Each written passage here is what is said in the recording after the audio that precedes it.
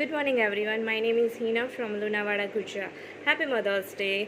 मुझे लगता है कि मदर्स का मतलब है ममता का सागर। ऐसा मुझे लगता है कि काफ़ी सारी वर्किंग वूमेंस भी होती है और घर पे रहती है, वो भी एक माता ही है, मदर है।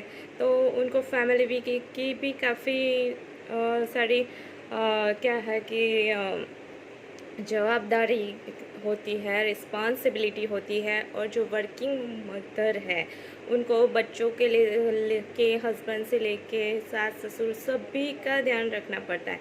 ऐसा नहीं है कि हम बस पैसे कमाने के लिए जाते हैं या जॉब करने के लिए जाते हैं तो हमारे सर पे ऐसे फैमिली की कोई रिस्पॉन्सिबिलिटी नहीं होती, ऐसा नहीं है। बेसिकली मैं भी एक वर्किंग मदर ही हूँ, मेरे भी बच्चे हैं। तो मुझे तो सुबह में उठ के बच्चों को रेडी करना पड़ता है, नाश्ता बनाना पड़ता है, उनको स्कूल के लिए रेडी करना पड़ता है, हस्बैंड को भी रेडी करना पड़ता है, सब कुछ ध्यान रखना पड़ता है। उसके बाद हम रेडी होते हैं अपने काम के लिए।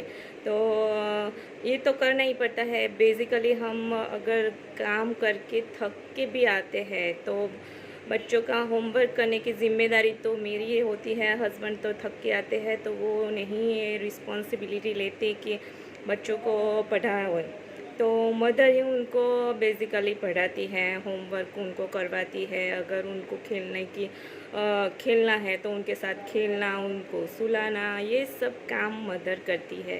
वो वर्किंग हो या घर में रहती हो तो भी। अगर हम जॉब पे जाते हैं तो वहाँ भी काम का स्ट्रेस होता है, मगर हम उस काम में अपनी फैमिली को याद नहीं करते। बेसिकली मैं तो नहीं याद करती। तो वहाँ भी हमको पॉजिटिवली ही रहना पड़ता है। अगर घर से हम थक के भी जाते हैं जॉब पे तो ऐसा नहीं कि वहाँ भी काम हम नहीं करें और रेस्ट करें, ऐसा कभी नहीं होता है। तो वूमन तो काफ़ी एक्टिव रहती है, पूरा दिन एक्टिव रहती है। अगर वो खाना खाए या ना खाए उसकी चिंता कोई नहीं करता, मगर हाँ वो एक्टिव रहती है, वो हर वक्त एनर्जेटिक रहती है। ऐसा फील कभी नहीं करवाती कि वो वीक है या उसको आज काम करने का मूड नहीं है, ऐसा कुछ उसके फेस पे कभी नहीं आता है। और दूसरा जो है कि बच्चों को कितना टाइम देते हैं बच्चों के लिए। आई थिंक मैं तो 2 आवर्स इनफ है मेरे लिए। तो मैं उनके लिए आधे घंटे में उनको होमवर्क करवा देती हूँ। अगर उनको खेलना है तो वो खेल लेते हैं अपने हिसाब से, अगर मेरी ज़रूरत पड़े तो ही वो मुझे इन्वॉल्व करते हैं। तो खेलना कूदना तो रहता है, बच्चे खेलते ही रहते हैं, छोटे हैं तो खेलते रहते हैं अपने हिसाब से, और कुछ ड्रॉ कर लेते हैं। उनका जो मन चाहे वो जो चीज़ वो लेके एंजॉय कर लेते हैं, छोटे बच्चे हैं तो बेसिकली। तो हम थोड़ा सा कम टाइम देते हैं, वर्क करते हैं, जॉब करते हैं तो हस्बैंड वाइफ कम ध्यान रखते हैं।